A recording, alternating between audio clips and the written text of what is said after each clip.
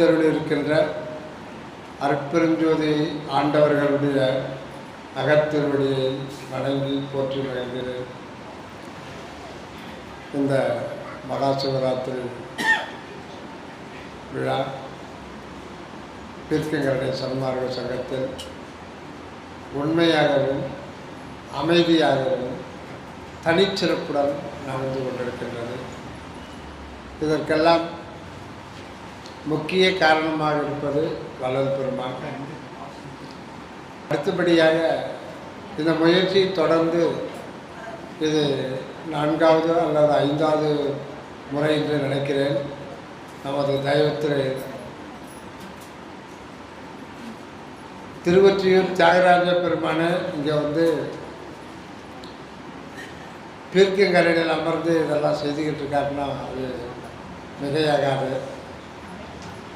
இதற்கெல்லாம் தலைவர் மனோகர் ஐயா, மூத்த சன்மார்கி பெருமாள் ஐயா அவர்கள் எல்லோருக்கும் நன்றி சொல்கிறேன். இன்றைக்கு சிறப்பு தலைமை தாங்குகின்றவர்கள் பம்மலிருந்து வந்திருக்கின்ற சிவகோயிலை அம்மா அவர்களுக்கு அன்புடன் வரவேற்கின்றோம். இப்பொழுது அடியனுக்கு கொடுக்கப்பட்டுள்ள தலைப்பு ஒரு ஜாம நேர தியானம். இது வள்ளல் பெருமான் சொல்லியிருக்கு, நம்ம எல்லாருக்குமே தெரியும். தொடர்ந்து ஒரு ஜாம நேரம் இறைவனை சிந்தித்து கொண்டிருந்தால் நாம் பெற வேண்டியதை பெற்றுக்கொள்ளலாம். ஒரு ஜாம நேரம் அப்படின்றது 3 மணி நேரம். 3 மணி நேரம் ஒருவன் இகலோக விசாரணை இன்றி பரலோக விசாரிப்புடன் கடவுளை சிந்தித்து கொண்டிருந்தாலாவது, தோத்திரம் செய்து கொண்டிருந்தாலாவது நாம் பெற வேண்டியதை பெற்றுக்கொள்ளலாம். நாம் சுத்த சன்மார்க்கத்தில் பெற வேண்டியது என்ன என்றால் சாகாத வந்தான் இரவாத நிலை, அதுதான் நம்ம பெற வேண்டியது. வேறு ஒன்றும் இல்லை. வேறு ஒன்றும் நமக்கு தலைவலி போகணும், எனக்கு பையனுக்கு கல்யாணம் ஆகணும், பொண்ணுக்கு கல்யாணம் பண்ணணும், தம்பி, அது ஒன்றும் இல்லை. நம்ம இந்த பிறவியில் மனித பிறவியில் பெற்றுக்கொள்ள வேண்டியது இயற்கை உண்மையாகி ஆன்மலாபம், அதனுடைய மகுடமாக விளங்குவது சாகாத நிலை. ஆக அதை பெற்றுக்கொள்ளலான்றார். எவ்வளோ நேரம்? 3 மணி நேரம் உலகியல் சிந்தனை எதுவுமே இல்லாமல் பரலோக சிந்தனையுடன். பரலோகம் அப்படின்னும் போது கடவுளை பற்றி, கடவுளை வந்து மனதினால் நினைக்க முடியாது. இது வரலாறு சொல்கிறாரு. அதை நம்ம இப்போ இந்த இடத்துல கொண்டு வரணும். மனதினால் கடவுளை நினைக்க முடியாது. ஆன்ம அறிவை கொண்டே இறைவனை உணர வேண்டும். அப்படி இருக்கும்போது இகலோகம் அப்படின்னும் போது நம்ம உலகியலில் இது இப்படி அது அப்படி, இந்த வேலை, இந்த கடமை, வேலை வாய்ப்பு, நாளைக்கு நம்ம என்ன பண்ண போகிறோம், வீடு கட்டணும், அதை செய்யணும், இது செய்யணும், பிள்ளைகளை படிக்க வைக்கணும், பொண்ணுக்கு கல்யாணம் பண்ணணும், இது ஏகப்பட்ட உலகியல் சம்மந்தப்பட்ட விஷயங்கள். இது எல்லாமே ஏன் வேண்டான்றாருன்னா, கொஞ்ச நாளைக்கு ஸ்டாப் பண்ணுங்க. 3 மணி நேரம் இதை நிறுத்துங்க. 3 மணி நேரம் நிறுத்தி வைங்க. அப்புறம் நினைச்சிங்க.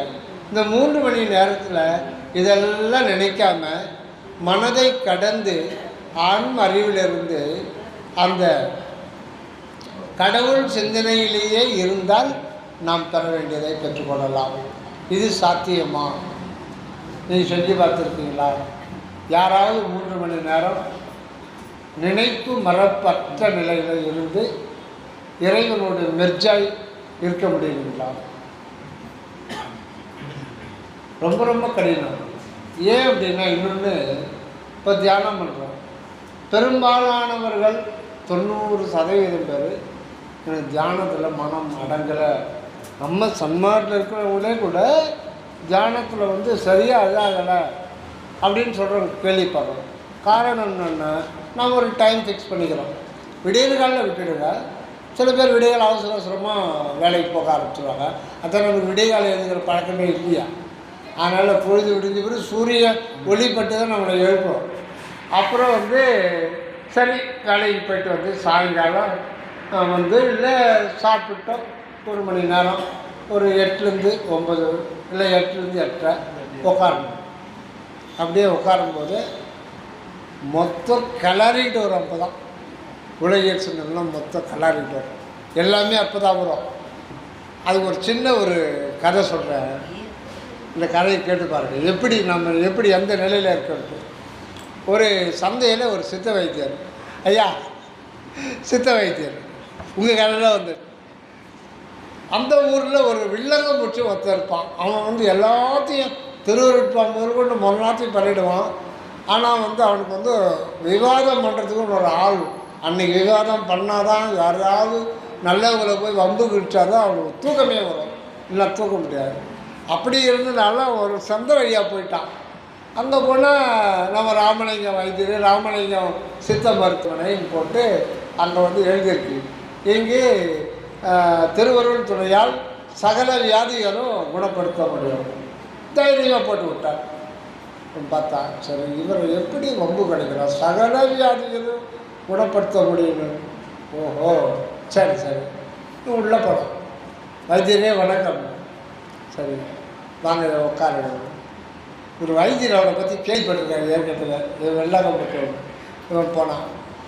போயிட்டு ஐயா எனக்கு ஒரு தீராத வியாதி இருக்குது, எவ்வளோ செலவானாலும் பரவாயில்ல, எனக்கு அந்த வியாதி போகும். அப்படியா, என்னப்பா வியாதி? எனக்கு சாவு வர்ற மாதிரி இருக்குது அப்படின்னு. சாவு வர்ற மாதிரி இருக்குது, அதுக்கு மருந்து வேணும். ஆமாம், இதுதான் அற்பா பாடின வளர பாடியிருக்கார் இல்லையா, இரவா வரம் தரும் நற்சபையெல்லாம் பாடியிருக்கார் இல்லைங்களா. இரவாத வரம் தரும் மருந்து அப்படின்னா நல்ல மருந்தின் மருந்து, அந்த பாடல் வைத்தியநாத மருந்து இதெல்லாம் வருது. இந்த இரவை சாகாமல் இருக்கிறதுக்கு மருந்து கொடுக்குறேன்னு நல்லா சொல்லியிருக்காரு. நீங்கள் அந்த பேர் தான் வச்சுருக்கீங்க. அவன் சாகாமல் இருக்கணும், நான் எனக்கு மருந்து வேணும். சரி, இவன் வம்புக்கு வந்திருக்கான், இவனை வந்து விவாதம் பண்ணி சரி கட்ட முடியாது, இவன் அனுபவ ரீதியாக தான் இது பண்ணுன்னு சொல்லிட்டு சரின்ட்டார் ஐயா. சரிப்பா கொடுத்துருவேன், நான் கொஞ்சம் அதிகமாக செலவாகும். எவ்வளோ செலவாகும்? 1000 ரூபா. 1000 ரூபா தானே, நான் 2000 கொடுக்குறேன், உங்களால் முடியுமான்னு. முடியும்பா, அதான் நீ சொல்லிட்டு இதை போட்டிருக்கல சகல வியாதின்னு சொல்லிட்டு. அது வந்து இறப்பு வந்து ஒரு பிணின்னு தான் வள்ளலார் சொல்கிறார். இறப்புன்றது அது ஒரு பிணி. இரவா பிணின்னு இதில் ஒரு அகவலில் வருவார். அதை தான் சொல்லி காமிக்கலாம். மரண பெருமினின்னு விளையாட்டு சொல்லிட்டார். நோய் தானே, அப்போ அதுக்கு மருந்து கொடு. மரண பெருமினி வாரா வகைமிகு கரண பெருந்திரல் காட்டிய மருந்து. அதனால் எனக்கு சொல்லிட்டார் திட்டாடு, நான் வந்து ரெடி பண்ணிடுறேன், நீ 1000 ரூபா கொடுத்தாப்போ அதிகமெல்லாம் நான் போனஸ்லாம் எனக்கு வேண்டாம். சரி, எப்போ சுவாமி வரேன், எப்போ சுவாமி வரணும், ஒரு வாரம் கழிச்சு வரேன். ஏன்னா நான் நிறைய சாமான்லாம் வாங்கணும், அதெல்லாம் வாங்கி செய்யணும். சரி வந்துட்டார். ஒரு டேட் சொல்லிட்டாரு, வந்துட்டான். வந்த உடனே வைத்தியர் இந்தப்பா லேகியம். இன்னும் அதிர்ச்சி ஆயிடுச்சு. நாம் ஏதோ ஒரு வம்புகளுக்கலான்னு போனால் ஒரு லேகியமே தயார் பண்ணிட்டேன், சாகாமத்து. வைத்தியரே இது என்ன, இது சாப்பிட்டா சாக மாட்டேங்க, இது சாப்பிட்டா நீ சத்தியமாக சாக மாட்டேன். 1000 ரூபாய்க்கு வச்சுட்டான், சத்தியமாக சாக மாட்டேன். உண்மையாகவே சொல்லிங்களா? இதில் எதனா பத்தியம் இருக்கா? எந்த பத்தியும் இல்லை. நைட்டு காலை மாலை ஒரு ஸ்பூன் போட்டு வெந்நீர் சாப்பிட்டா போதும், நீ சாக மாட்டேன். மெய்யாலுமே சொல்கிறீங்களா? நீ இன்னும் மெய்யாலும் வந்து கேட்ட, யாரும் இது வரல கேட்கல, ஆனால் நான் சொல்லி நீ கேட்ட, நான் செஞ்சுட்டேன். இந்த கிளம்பிட்டான். எப்பா தம்பி ஒரு நிமிஷம் வந்தா, நீ பத்தின்னு ஒன்று கேட்டல, அதை மறந்துட்டேன். ஒரு பத்தியும் இல்லை, ஆனால் மன சம்பந்தமான பத்தியம் தான், வேறு ஒன்றும் இல்லை. அதுதானே சொல்லுங்க. சாப்பிடும்போது குரங்கு மட்டும் நினைக்கக்கூடாது, வேற ஒன்றும் இல்லை. சே, இது போய் ஒரு பத்தியமா? என்ன டாக்டர் போயிட்டான், போயிட்டு குளிச்சு திங்க அது தரகிறான். வைத்தியர் என்னவோ சொன்னாங்க, குரங்கு தத்துரூபமாக நிற்குது, அவரை எப்படி பழி வாங்கலையாவும் தெரியாதா? எத்தனை பேர் பார்த்துருக்காங்க. அந்த மாதிரி தியானத்தில் நம்ம ஒரு டைமு ஃபிக்ஸ் பண்ணிட்டு பகலெல்லாம் மனசை ஓட விட்டு அந்த டைமில் வந்தால் தியானம் சித்திக்காது, கஷ்டம். அப்போ என்ன பண்ணணும்னா நிகழ்காலில் ஒரு நாள் ஃபுல்லாகவே ரொம்ப விழிப்புணர்வோடு இருக்கணும். தேவையில்லாத சிந்தனையாக நமக்கு தேவையில்லை. நம்ம மூக்கு தேவையில்லாத நுழைக்கும். உன் மூக்கை ஏன்டா எல்லாம் நுழைக்கிறான்னு தேவையில்லாத ஏன்டா உன் மூக்கை நுழைக்கிறாரு. இந்த மூக்கு பற்றி பெரிய ஒரு இது இருக்குது, தகவல் இருக்குது. மூக்கு முனை நின்று நோக்குதல் சரணம் சொல்லுவார். மூக்கு நுனி ஆகிய புருவமதி. இதுக்கு நம்ம சங்கத்துகளில் சில சங்கங்களில் சண்டை வந்துடும் அன்பர்கள். மூக்கு நுனியில் தானே இதுவா, இது மூக்கு நுனியா, இது மூக்கு நுனியா, இப்படியே பார்ப்பாங்க. சில பேர் மூக்கு நுனியை பார்ப்பாங்க, சில பேர் இப்படி கண்ணு மேலே உள்ளே சொல்லிவிடும். நாங்கள் மூக்கு நுனின்னா என்ன, அந்த மூக்குக்கு இன்னும் அவ்வளோ அர்த்தம் இது அகப்பொருள். அப்போது உங்களுக்கு குழந்தை பிறந்துச்சு, எல்லாம் பெரியவங்க வந்துட்டாங்க. 6 மாதம் ஆகும்போது உங்கள் பெரியப்பா யாரும் வராரு. என்ன தியாகராஜா குழந்தை நல்லா மூக்கு மொழியுமா இருக்க, எங்கள் வாய் இருக்குது, பல் இது காது இருக்குது, உதடு இருக்குது, தாடை இருக்குது, ஏன் மூக்கு மொழியுமா இருக்க. மூக்கு மொழி, அது ஏன் மூக்கு மொழி சொல்கிறாங்க. இது அகப்பொருள். உள்ளே மூக்கு அப்படின்னும்போது அது உணர்வு நிலையை குறிக்கும். நம்ம உடம்புல உணர்வு நிலை. இப்போ மூக்கனுடைய வேலை என்ன, ஜீவசுவாசம், இடகலை பிங்கலை நினைப்பு. இதனால தான் நமக்கு நினைப்பு மறப்பே வருது. இதை கட்டுப்படுத்திட்டீங்கன்னா இங்கே சுழுமணியில் வச்சுருவாங்க யோகத்தில், நினைப்பு மறப்பே வராது. மனமே இருக்குது, மனம் செத்து போயிடும், மனத்தை சாவடிச்சிருவாங்க. ஆக மூக்கோட இது மூக்குக்கும் இந்த சுவாசத்துக்கும் மனதுக்கும் சம்பந்தம் இருக்குது. இப்போ நம்முடைய மூக்கு சுவாசிக்கிறது எப்போ சகஜமாக இருக்குது. இப்போ நம்முடைய மனம் உடலோடு கலந்து ஸ்தூலத்தன்மை அடைந்து விட்டது. நம்முடைய உணர்வு ஸ்தூலத்தன்மை அடைந்து விட்டது. ரொம்ப நல்லா திடமாக தடிமனாக மாறி போச்சு. உடம்பு தான் நான் அப்படின்றோம். அதுதான் இந்த உணர்வு ஸ்தூலத்தன்மை அடையுது. அதனுடைய நுனிப்பகுதி நுட்பமாக மாற்றணும். அதுதான் மூக்கு நுனி என்கின்ற புருவம் இங்கே கிடையாது, அது சூக்கும உடம்புல இருக்கு. அந்த ஒரு இதுதான் உண்மையில் அது உணர்வு அதிசூக்கும நிலையில் கொண்டு போகணுன்றதுக்காக அந்த மூக்குன்றது. அந்த மூக்குன்றது உணர்வை குறிக்குது. அந்த உணர்வு தான் நமக்கு உண்மையில் அகவிடியாக இருக்குது. அதுதான் நெற்றிக்கல். அது இது ஒன்று தான், வேறு வேறு இல்லை. மூக்கு மொழியுமா இருக்குன்னா அது நுண்ணிய உணர்நிலை மூக்கு. சரிங்க, அது ஒன்று. இப்போ நாம் இதுக்கு வருவோம். ஆக இப்போ 1 ஜாம நேரம் வள்ளல் பெருமான் சொல்கிற மாதிரி தொடர்ந்து 3 மணி நேரம் இருந்தால் நம்ம இரவா நிலையை பெற்றுக்கொள்ளலாம். சன்மார்க்கில் என்ன பெற்றுக்கொள்ளலாம். அப்போது நம்ம திடீர்னு செய்ய முடியாது. அதுக்கு நம்ம ஒரு முறை வரலாறு சொன்னார்கள். அது வரலாறு போன்ற உத்தமர்களுக்கு சத்திய ஞானிகளுக்கு வேணால் சாத்தியமாகலாம், நமக்கு சாத்தியம் இல்லை. அது தினசரி முயற்சி பண்ணணும். அந்த 3 மணி நேரம் 3 மணி நேரம் வாங்காத தானம் பண்ணலாம். இங்கே ஒருத்தரும் நிற்க மாட்டாங்க. 10 நிமிஷம் 1 மணி நேரம் அதுக்கே மனசாகிடும். நம்ம 1 மணி நேரம் தியானம் பண்ணாலுமே ஏன்னா ஒரு ஃபியூ செகண்ட்ஸ் தான் அங்கே நிற்கும். அப்போ நம்ம அது காரணம் நாள் ஃபுல்லாக பிஸ்னஸ்லேயோ இல்லையோ ஓட விட்டு மற்ற சிந்தனைகள்லாம் மனதை படர விட்டால் அது திடீர்னு வசப்படுமுன்னா வசப்படாது. ஆக நாள் ஃபுல்லாக விழிப்புணர்வில் இருந்து இந்த ஈஜியில் போடுறாங்க இல்லைங்களா, கிராப், அந்த ஆடியோ கிராப் எவ்வளோ பீட்டி இப்படி இப்படி இப்படி இப்படி இப்படி வரும். அது ரொம்ப மேலே சொன்னாங்க உயிருக்கு ஆபத்துன்னு அர்த்தம். கொஞ்சம் திட்டமாக வந்துச்சுன்னா பரவாயில்ல, ஏதோ பிரச்சனை இருக்குது, அதுக்கேற்ற மாற்றணும். சமமாக வராது, சமமாக வந்தால் ஆற்றே ஓடலன்னு அர்த்தம்.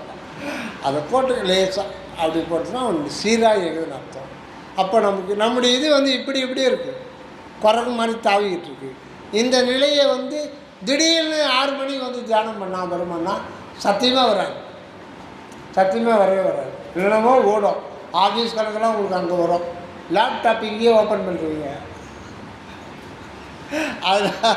அதனால் நாம் விழிப்புணர்வோடு இருக்கணும். நமக்கு தேவையில்லையா அதில் வேண்டாம், கட் பண்ணு.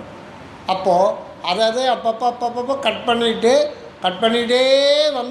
அதை வச்சுக்கிட்டோம். தியானத்தை பட்டுன்னு செட் ஆகிடும்.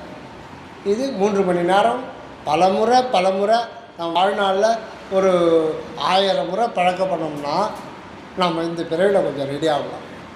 அது இன்னொன்று சரவணந்தா சாமி சொல்கிறதுக்கு அதை சொல்லிக்காங்க. ஏன்னா வள்ளல் பெருமானுடைய உள்ள கிழக்கை எதுன்னு சொல்லிட்டு நமக்கு தெரியாது.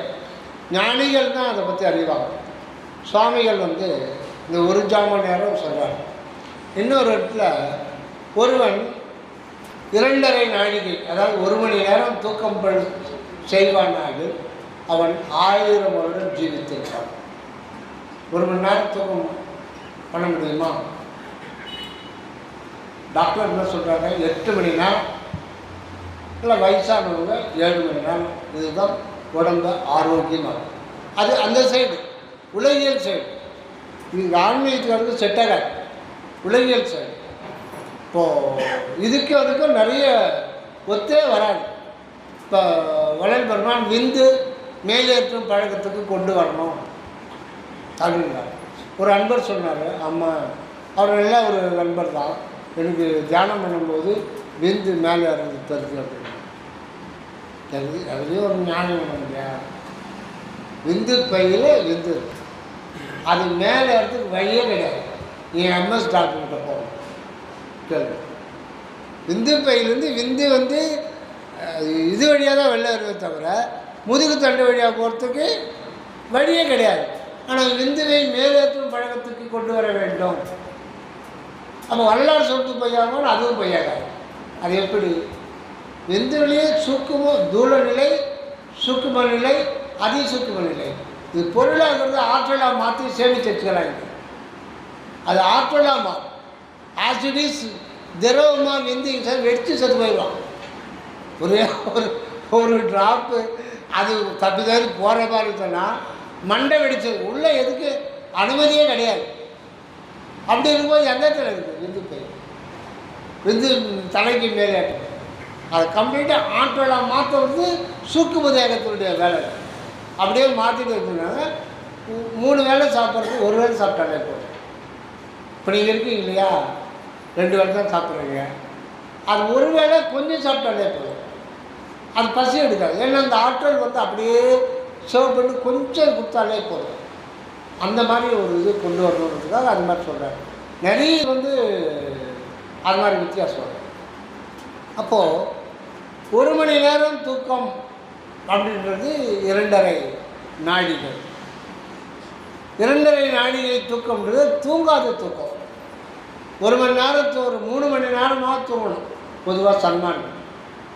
மேலும் சுருக்கி 1 மணி நேரம் தூக்கம்னா அது நாம் நினைக்கிற தூக்கம் கிடையாது. அப்படியே தூங்க பழகினாலும் உடம்பு கெட்டு போயிடும், உடம்பு தேராது, ஜீரணமே ஆகாது. அப்போ அவர் சொல்கிறது என்ன சொல்கிறாரு, 1 மணி நேரம் தூக்கப்படுது 2.5 நாழிகை. அது தான் என் சாமி எனது துறை கடைசி படத்தில் இருப்பான்.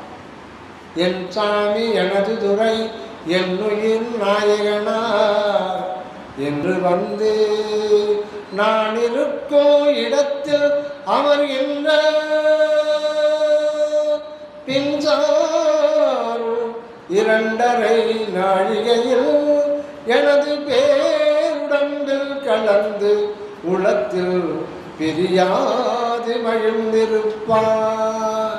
தன் சாதி உடைய பெருந்தவத்தானே நான் தான் சாற்றுகின்றேன் அறிந்திருவே மின்சாரும் இடைமடவாய்.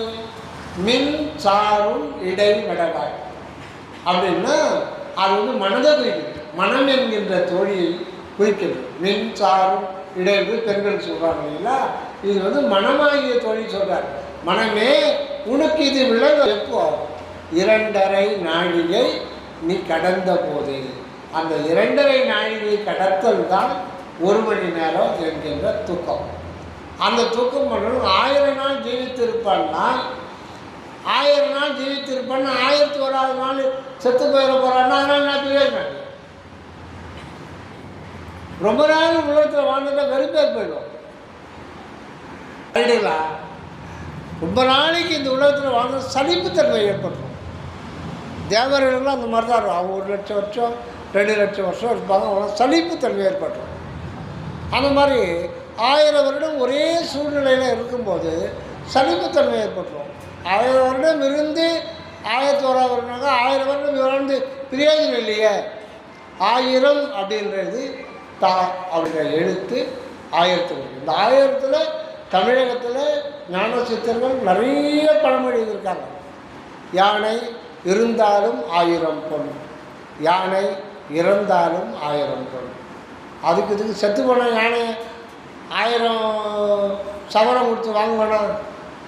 யோசனை பண்ணி பாருங்கள். ஒரு யானை இறந்தாலும் 1000 பொண்ணுன்னா, ஒரு யானை செத்து போச்சுன்னா அதை எப்படி கொண்டு போய் புதைக்கிறதுனே பெரிய பிரச்சனை ஆகிடும். அதை எவனாவது 1000 பொண்ணு கொடுத்து வாங்குவானா? அதனால் இதுக்கு அதுக்கு சம்மந்தம் இல்லை. 1000 யானை இருந்தாலும் 1000 பொன், யானை இறந்தாலும் அதுக்கு அர்த்தம் வரும். இன்னொன்று, 1000 பேரை கொன்றவன் அரை வைத்தியன். அப்போ முழு வைத்தியன் ஆகுன்னா இன்னொரு 1000 பேர் சாவடிக்கணுமா? இது அநியாயமான அந்த பழமொழி. இது அதிசுக்கமானது. 1000 பேர்னா நம்மளுடைய உணர்வில் நிறைய பேதம். அவங்க வேறு, இவங்க வேறு, இது வேறு, அது வேறு, அது வேறு, வேறு வேறு வேறு வேறு ஆயிரக்கணக்கான நானாவித பேத நாம ரூப தோற்றமுடைய இந்த உலகத்தை மயக்க உலகம். ஆனால் தான் வளர் பெருமா அயலறியா அறிவுனார். எல்லாம் தானாகவே அறிவார், யாரும் தானாக நெற்றல். ஆனால் தான் அவருக்கு இந்த கண்ணில் பார்க்க மாட்டாங்க. நெற்றிக்கண்ணால் தான் பார்க்கும்போது யாவும் தாமாக இருக்கிறதா வரும். இப்போ நாம் இங்கே ஒரு 30 பேர் இருக்கிறோமா நாம் நினைக்கிறோம். இது நம்முடைய அபோக்கு அனுபவம். ஆனால் வரலாறு அனுபவம் வரலாறு மட்டும்தான் இங்கே இருக்காங்க. அருட்பெருஞ்சோதி ஆண்டவருடைய அனுபவம் அவர் மட்டும்தான் இருக்கார். நீங்கள் அவர் தான் நீங்களாக இருக்கிறது உங்களுக்கு தெரியாது, அவருக்கு மட்டும்தான் தெரியும். உங்களில் வரும்போது நம்ம அதுக்கு ஒரு சுழி போட்டு மறைச்சிடுவார். அப்போ வரலாறுடைய அனுபவத்தில் இந்த பிரபஞ்சம் முழுதும் தான் மட்டுமே இருக்கார். அதுதான் இயற்கை தனி அனுபவத்தை தந்தது. இயற்கை தனி அனுபவம். ஒன்றாக காண்பதுவே காட்சி, ஒன்றென காணும் உணர்ச்சி என்புரிமை. இதுதான் சுத்த சன்மார்க்கத்தில் ஒவ்வொருத்தரும் பெற்றுக்கொள்ள வேண்டியது. இதுதான் இதுதான் ஆண்மனித ஒருமைப்பாட்டுரிமை. ஒருமை என்னை போல் ஒருமையுடன் இருங்கள்னு ஒன்றே ஆன தன்மை உணரும். ஒருமைன்னா கான்சன்ட்ரேஷன் வேறு, realisation of oneness of truth. Realisation of oneness, ஒன்று மட்டும்தான் இருக்கின்றது என்று உணர்வது ஒருமை. கான்சன்ட்ரேஷன் அப்படின்னா நினைப்பு வரப்பட்ட ஒரு நிலை, அது ஓர்மை. மன ஓர்மை வேறு, வரலாறு சொல்கிற ஒருமை வேறு. மன ஒருமை யார் மேலே வச்சுக்கலாம். ஒருமை இப்போ வரலாறு பெருமான் மட்டும்தான் அந்த ஞானிகளில் அதை வந்திருக்காங்க. அதுவும் என்னை போல் ஒருமையுடன் இருங்கள்லாம் அங்கே சொல்கிறது அற்புதஞ்சோதி ஆண்டவர். வரலாறுன்னு பார்த்தோம்னா பூர்ணமாக அந்த அற்புதஞ்சோதி ஆண்டவர் தான் வரலாறு வடிவ தன்னுடையதாக கொண்டு அங்கே சொல்கிறார். என்னை போல் ஒருமையுடன் ஒன்றான ஒரு உண்மை நிலையை இருப்பது ஒன்று தான், ஒன்றே சிவம்தான் என அறிகின்ற அறிவே தகும் அறிவு. அதனால தான் ஒன்று என்று இரு, தெய்வம் உண்டு என்று. தெய்வம் தான் இருக்கு. நான் இருக்க பட்டத்தார் பட்டத்தார் நான் இருக்கிறேன்னே ஒரு உணரல. தெய்வம் தான் இருக்கு. தெய்வத்தை தவிர ஒரு எதுவுமே இல்லை. ஏன்னா இறைவன் எல்லாம் வல்லவன், எல்லாம் மாணவன். அதான் நான் முழுதுமானான் என ஆகம வேத முறைகள். ஆக இந்த ஆயிரக்கணக்கான அந்த நாம ரூப தோற்றங்கள்லாம் மறைந்து எல்லாம் ஒன்றுதான் அப்படின்ற உணர்வு வருகின்றது தான் அந்த ஒருமை நிலை. அதுதான் 1000 பேரை கொன்றவன். அப்போ கூட அவன் அற வைத்தியன் தான். அப்போ முழு வைத்தியனோடு தன்னை இணைக்கணும் போது தான் அங்கே வைத்தீஸ்வரன் மட்டும்தான் இருப்பார். நாம் அது கரைஞ்சி போயிடும். அந்த மாதிரி ஒரு நிலை. இந்த நிலை தான் 2.5 நாழிகையில் அது கொண்டு வர்றார். அப்படி கொண்டு வரும்போது அவன் 1000 ஜீவத்திருப்பான். உண்மையில் 1000 ஒருவன் தான் அங்கே இருக்கிறது. தா அந்த 1000ன்ற எழுத்து சொல்லும்போது தா அப்படின்ற ஒரு எழுத்து, அதுதான் தயவில் வரணும். அந்த தான்றது தான் இந்த தகராகாச கடவுள். அகண்ட வான் பெருவெளி நாம் பார்க்குறோம் இல்லைங்களா, அது பேர் பூதாகாசம். அதுக்கு உள்ள ஒரு ஆகாசம் இருக்குது. அதுதான் வள்ளல் பெருமான் தகராகாச பெருவெளிகிறார். தகர மெஞ்ஞான தனி பெருவெளி எனும் அகர நிலைப்பது ஏற்படுகின்றது. அதனால தான் ஞான சபையிலே தகர கண்ணாடி விளக்கு வைத்தல் வேண்டும். தகரம்னா இத்தா என்ற எழுத்து குறிக்கிறது தகராகாசம். அதுதான் தகராகாசம், தகராலயம். தகர ககன நடன அருட்பெரும் ஜோதியை சுத்த மோனாதீத இயலால் அனுபவிப்பதே உண்மை. இது அற்பெரும் ஜோதி அச்சகம் 1942 அதில் தான் இருக்கும். இப்போலாம் அது மாதிரி வாசகத்தை பார்க்க முடியும். தகர ககன நடன அருட்பெரும் ஜோதி. ககனம்னா ஆகாசம், தகர ககனம்னா தகராகாசம். அந்த தகராகாச வெளிமுற்றம் அதுதான் நமக்குள்ள சுருங்கி இங்கே ஏற ஆன்மாவாக இருக்கிறது. அந்த தயவுக்கு நிறைய சாமி அர்த்தம் சொல்கிறாங்க. இது எல்லாமே சுத்த சன்மார்க்கன்றது சாதாரணமானது இல்லை. மிக முடிவு வேதாகமங்கள் இதுவரையில் திணறுது. அந்தளவுக்கு எல்லாத்தையுமே உள்ளடக்கிய ஒரு இதுதான் சுத்த சன்மார்க்கம். சுத்த சன்மார்க்கத்தில் வேறு வேறு என்பது கிடையாது, இந்த ஒருமை உணர்வு வர வேண்டும். இப்போது அதுதான் இந்த 1 மணி நேரம். இப்போ இந்த ஜாமம் 1 ஜாமம் மணி நேரம்ன்றது இன்னொரு அர்த்தம் என்னன்னா, 1 ஜாமத்துக்கு 3 மணி நேரம் கணக்கு பண்ணணும். நம்ம நாழிகையில் கணக்கு பண்ணோம்னா 7.5 நாழிகை. 7.5 நாழிகை. இதில் இந்த 7.5 இயல்பு திடீர் இந்த ஒரு இடத்துல தான் சாமி 7.5 கொண்டு வர்றாங்க. இந்த 7.5 3 இருக்கிறது. 1 2 2 2 முதல் 2 முன்னி 2.5, ரெண்டாவது 2 பின்னி 2.5. இதுதான் வள்ளல் பெருமான் அதிசுக்கு வழியில் முன்பாட்டு காலை பின்பாட்டு காலை பாட்டு பாடு அப்படின்னா முயற்சி, அதிதீவிர முயற்சி வேணும். முன்னி 2.5 அதுதான் அந்த இதில் வரும். 2.5 நாழிகை கழிந்த போது ஆக முன்னி 2.5 பின்னி 2.5. முன்னி 2.5 நம்முடைய முயற்சி திருவருள் துணையோடு. அதில் 2.5 இந்த 2.5 விளக்கமே சொல்லலையே. அதாவது சைவ ஆகமத்தில் ஒரு ஆன்மாவுக்கு 3 மலம். அதுதான் நம்ம 3 பட்டயம். 3 பட்டயம் மலம். இந்த மலம் எங்கே என்ன இருக்குன்னா, நமக்கு மொத்தம் 3 உடம்பு. அதை நம்ம புரிஞ்சுக்கணும். அதுக்காக தான் 3 பட்டை, 3 உடம்பு. இது மாமிச உடம்பு. இதுதான் நமக்கு தெரியுது. இது கண்ணுக்கு தெரியுதுனால இது மட்டும்தான் நாம் நினைக்கிறோம். இதை இயக்கிற ஒரு உடம்பு ஆவி உடம்புன்னு, சுக்கும உடம்பு ஆவி உடம்பு, அதுதான் உயிர். இது உடம்பு உயிர், அது ஒரு உடம்பு. இது ரெண்டுத்துக்கும் காரணமாக இன்னொன்று அது இருக்கிறதே தெரியாமல் இருக்கு. அதுதான் ஆன்மா. அதுதான் தலைக்கு நடுவில் இருக்குது. அது ஒரு பார்க்கலாம் முடியாது. அதுதான் காரண உடம்பு. ஆக 3 உடம்பு, உடல் உயிர் ஆன்மா. தூள இன்னொரு வகையில் சொன்னோம்னா தூள சரீரம் சூக்கும சரீரம் காரண சரீரம்.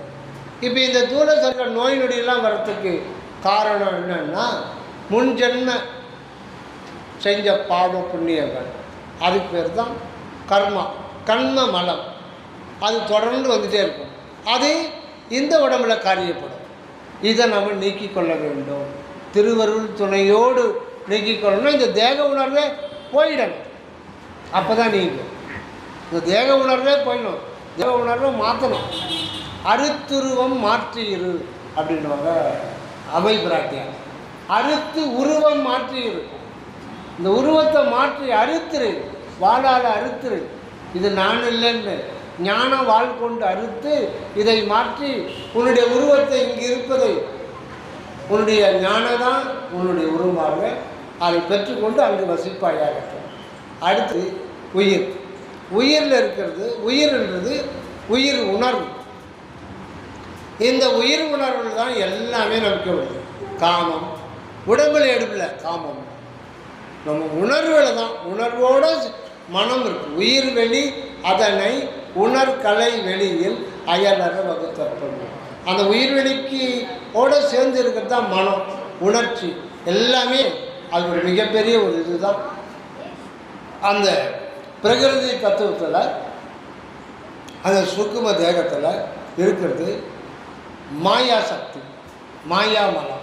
அந்த மாயாமலம் இருக்கிறதுனால தான் அவா, வெகுளி, காமம், பொறாமை, துவேஷம், இழிவரல், ஏகப்பட்ட மாயா சக்திகள் இந்த உயிர் உணர்வு தான் காரியப்படும். இதுதான் மாயாமலம். இது இறைவனுடைய செயற்கை மனம் இதெல்லாம். ஆக இதை நீக்கணும்னா நாம் மனதையும் உயிரையும் கடந்து போகிறோம். அது இரண்டாவது, அது ஒரு பங்கு. அப்போ முதல் பங்கு தேகமே நான் என்ற உணர்வு கடந்தால் அது மாயா கண்ணமனம் நீக்கப்பட்டவர்கள் ஆகும். இரண்டாவது, இந்த மனமும் உயிரும் சேர்ந்து அது ஒரு அனித்திய ஜீவனும் சேர்ந்து அது ஒரு நிலை இருக்குது. அந்த நிலையை கடந்தோம்னா நம்ம மாயா உணர்ச்சிகள்லாம் கடந்து வரலாம். இது ரெண்டுத்தையும் கடந்து அடுத்தது அரைநிலை. இதுதான் ரொம்ப முக்கியம்.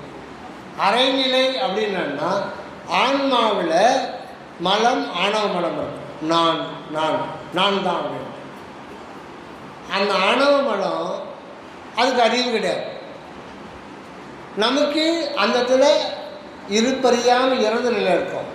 அந்த ஆணவ மலம் தன்னையும் காட்டாது, நம்மையும் காட்டாது, ஒன்றையும் காட்டாது. அங்கே என்ன இருக்குதுன்னு மண்டையில் எதுவுமே நமக்கு தெரியல. அது பேர் இருள் நிலை. அந்த இடத்துல அழுக்கிறது அருட்பதி தான் ஆன்மா. இது சைவ சித்தாந்த கோட்பாடுக்கும் வேதாந்த கோட்பாடுக்கும் முற்றிலும் மாறுபட்டது வள்ளலாருடைய சுத்த சன்மார்க்க கோட்பாடு. ஆன்மான்றது அது தற்சுதந்திரமற்ற பசு என்பது சித்தாந்த கோட்பாடு. அதை மறுத்து எழுதுவது சுத்த சித்தாந்தம். சுத்த சித்தாந்தம் என்கின்ற சுத்த சன்மார்க்கம். ஆன்மாவே கடவுள், அது வேதாந்தம். அது எப்படி ஆன்மாவே கடவுள் ஆகும்? அங்கே விசாரம் இல்லை. ஆன்மா ஒருபோதும் கடவுள் ஆக முடியாது. அதனால் அதை மறுத்து எழுந்தது சுத்த வேதாந்தம் என்கின்ற சுத்த சன்மார்க்கம். ஆக இதில் ஆன்மாவில் கடவுளும் ஆன்மாவும் இரு தன்மை கொண்டு விளங்குகிறது. அதாவது அந்த ஒரே நாற்காலி தான் அங்கே இருக்குது. ஒரு உதாரணத்துக்கு அங்கே ஒரே நாற்காலி, அங்கே இருக்கிறது ஒருவர் தான். ஆனால் அவருக்கு ரெண்டு முகம் இருக்கு. ஒரு உடம்பு, ரெண்டு முகம். ஒரு முகத்துக்கு தான் அப்படின்னு பேர், இன்னொரு முகத்துக்கு நானுன்னு பேர். ரெண்டுமே அவர் தான், ரெண்டுமே அவர் தான். ஏன்னா அப்படி இருந்தால் அவரே அனுபவிக்க முடியும், இல்லைன்னா முடியாது. ஒரு பொருள் இருக்கே, அதை அனுபவிக்கிறதுக்கு இன்னொருத்தர் வேணும். இன்பப்பொருள், இறைவன் ஒரு இன்பப்பொருள்.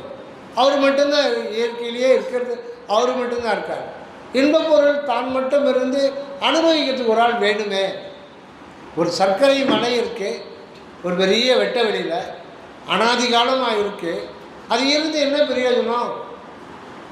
ஒரு எறும்பு வருது திடீர்னு, அது சர்க்கரை மலையை போய் சாப்பிட்டு அதனுடைய ஆனந்தத்தை, அதனுடைய உணர்வில், அது சர்க்கரையானது அதனுடைய உணர்வில் போய் ஆனந்தத்தை அனுபவிக்கும் போது தான் அந்த சர்க்கரை மலை இருக்கிறதுக்கே பிரயோஜனம். யார் மூலம்? எறும்பு மூலம். அப்போ இறைவனை அனுபவிப்பதற்கு நான் தேவைப்படுகிறேன். இறைவனை அனுபவிக்க நான் தேவைப்படுகிறேன். நான் ஜாங்கிரி சாப்பிட்டு ஆனந்தமாக இருக்கிறேன்னா அதுதான் இறைவன் இருப்பதற்கே பிரயோஜனம். ஒவ்வொரு விஷயத்துலையும் நான் விஜய் சினிமா பார்த்து எனக்கு 2.5 மணி நேரம் ஆனந்தமாக இருக்குன்னா அந்த ஆனந்தத்தை, அந்த உண்வழியாத ஆனந்தத்தை அவர் தான் அனுபவிக்கிறார். இன்பம் துன்பம் எல்லாமே நான் என்கிற துவாரத்தின். இப்போ என்னென்ன பிரச்சனைனா, இந்த நான் என்பது நானே நினைக்கிறதுனால்தான் நமக்கு துன்பம் ஏற்படுது. நான் என்பது நான் அல்ல என்பதை தியானத்தின் மூலம் உணர வேண்டும். அப்போ தான் அந்த ஆணவ மலம் நீங்குது. அப்போ ஆணவ மலம் உள்ளே இருக்கிற அந்த காரண சரீரத்தில் பாதிதான். ஏன்னா ஒரு பாதி தான், ஒரு பாதி நான். அதாவது அறிவுக்கு அறிவு, அதாவது அனுபவிக்கின்ற அறிவு. அந்த அனுபவிக்கின்ற அறிவுக்கு அனுபவத்தை ஊட்டுகின்ற ஒரு அறிவு, அதுதான் பதி அறிவு, கடவுள் அறிவு. அது 2 பேரும் ஒன்றை பிரிக்கவே முடியாது. அப்பேற்பட்ட ஒரு நிலை. அது ஒரு நாணயம் பாரு. எப்படி ஒரு நாணயத்துக்கு 2 பக்கம் இருக்கிறதோ அதே போல தான் அங்கே அந்த ஆன்மா இருக்குது. ஆனால் அது கண்ணால் பார்க்க முடியாது. நான் தான் 2 நிலை.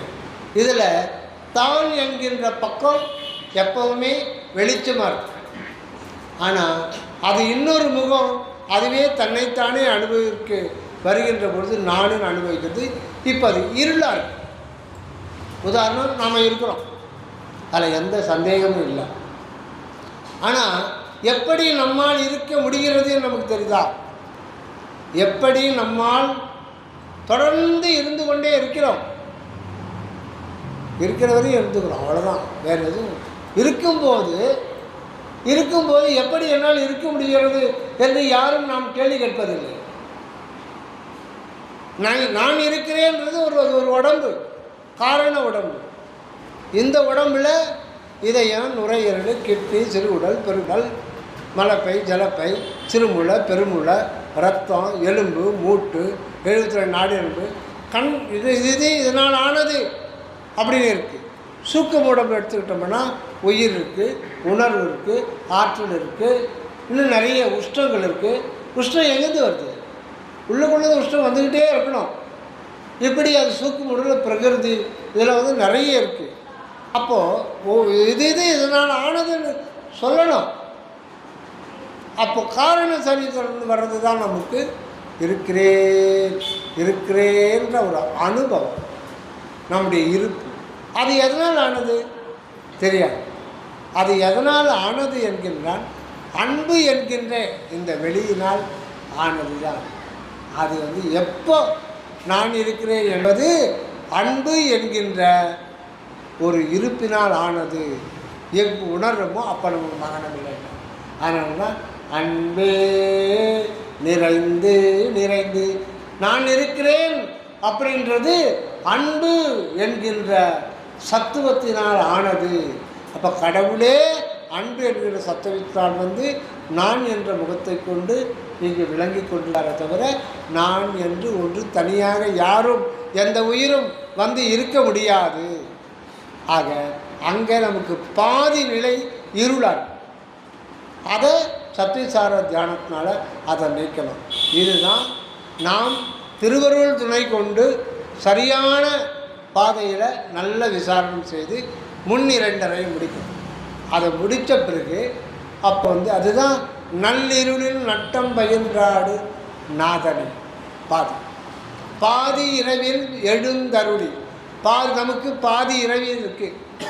பாதி இரவுன்றது என்னென்னா நமக்கு பாதி அங்கே வெளிச்சமாக இருக்குது. நம்முடைய பங்கு நான்ன்றது அது இருளாக இருக்குது. நம்முடைய பங்கு இருளாகவே வச்சுக்கிட்டு இருக்கோம். இப்போ சிவராத்திரின்றது என்ன? அந்த இருள் நிலையில் நம்ம விழித்தழணும். நாளைக்கு காலைல போயிட்டு நிமிர தூங்குறது இல்லை. சிவராத்திரி தத்துவமே சிவன் ராத்திரினே அது அவருடையது தான் ஆக்சுவலாக அந்த நான். ஆனால் அவருடையதுன்னு இல்லாமல் என்னுடையதுன்னு சொல்கிறேன். சரி, உன்னுடையதுன்னு நீ எடுத்துக்கிட்டா அது எதனால் ஆனது அது தெரியாது. ஏன்னா அந்த இடத்துல அஞ்ஞானம் என்கின்ற இருள், அதுதான் சிவராத்திரி.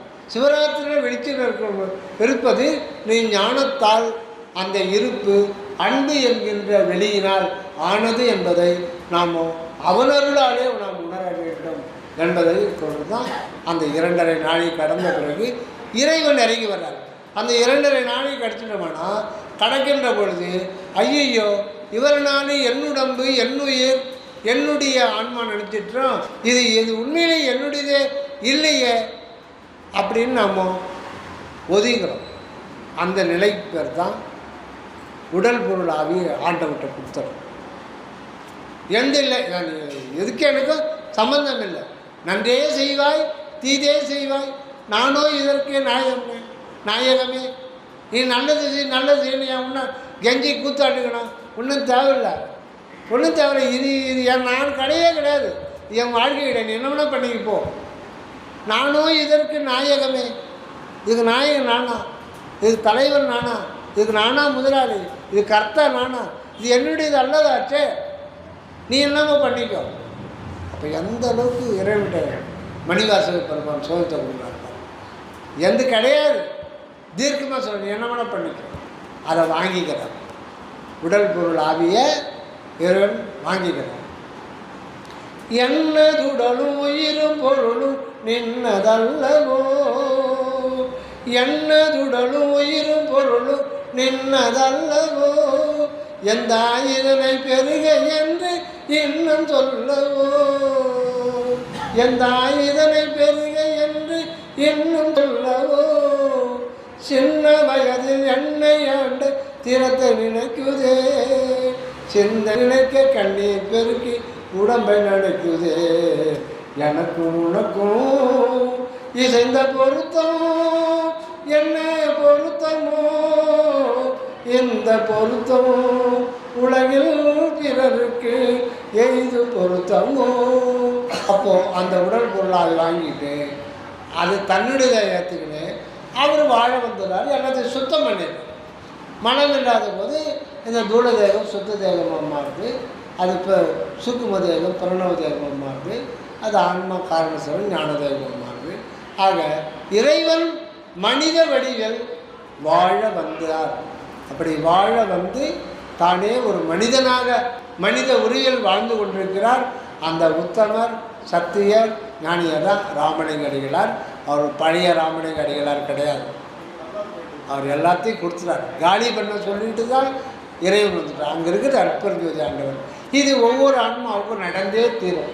இனி வருங்காலத்தில் அது அவருக்கு மட்டும் இல்லை, இனி உலகம் தலைக்கீழாக மாற போய் சுத்த சன்மார்க்கம் மட்டுமே விளங்கும் அப்படின்றவர். அப்போ அது பின்னிரண்டரை. இந்த பின்னிரண்டரை முன்னிரண்டரை 5 நாடிகள் முடிஞ்சிட்டு இல்லையா. இது அடுத்த ஒரு 2.5 இருக்கு இல்லையா. ஒரு ஜாம நேரத்துக்கு இது வள்ளல் பெருமானுடைய அதிசூக்கமான முன்னிரண்டரை பின்னிரண்டரை. இந்த முன்னிரண்டரைக்கு பின்னிரண்டரைக்கு இடையில் ஒரு 2.5 இருக்குது. அது நாம் நினைக்கிற 2.5 அல்ல, 2 அறை. 2 அறையை சேர்த்தா என்ன ஆகும்? 1 ஆகிடும். 2 அறை. இது சரவண சாமி சொல்கிறார். வரலாறு சொன்ன 2 அறைக்கு வேறு இன்னொரு அர்த்தம் இருக்குது. அதுதான் அந்த நடுவில் வருது. 2 அறை ஒன்று சேர்ந்தது. எப்போ இந்த இருளை நீ இறைவனுடைய அருளால் ஒளியாக்கும் போது அதை நான் தான் சேர்ந்த ஒரு நிலையாயிடும். நானானான் தானானான் நானும் தானுமானான் அப்படின்ற ஒரு நிலை வருது. ஆக இதுதான் உண்மையில் அந்த ஒரு ஜாம நேரம் தியானம். நம்ம 3 மணி நேரம் அது ஒரு வகையில், அது ஒரு கோணத்தில். ஆக எந்த வகையிலையும் நம்ம எச்சரிக்கையோடு இருந்து தான் செய்யணும். தினசரி நாம் ஒரு 2 மணி நேரமாவது நாம் தியானம் பண்ணணும். அதை 2 மணி நேரம் பிரிச்சுக்கலாம். விடைகால 1 மணி நேரம், நைட் படுக்கும்போது 1 மணி நேரம், எளிமையாக முடிஞ்சு போயிடும். அது எந்த வேலைக்கு பண்ணாலும் சரி அவசியம் பண்ணணும். அதுதான் முக்கியம். இப்போ நம்ம மாதத்துக்கு ஒரு முறை நம்ம கூடுறோம்னா ஏதோ நம்ம நல்லது கேட்டால் புண்ணியம் அப்படின்றது இருக்கக்கூடாது. நித்திய வாழ்க்கையில் நம்ம எப்படி ஃபாலோ பண்ணணுன்றதுக்காக தான் தீர்க்கம் காரணியில் திருவொற்றியூர் தியாகராஜ பெருமான் முன்னிலை நடத்துகிறாங்க. நன்றி. தயவு வந்தனம்.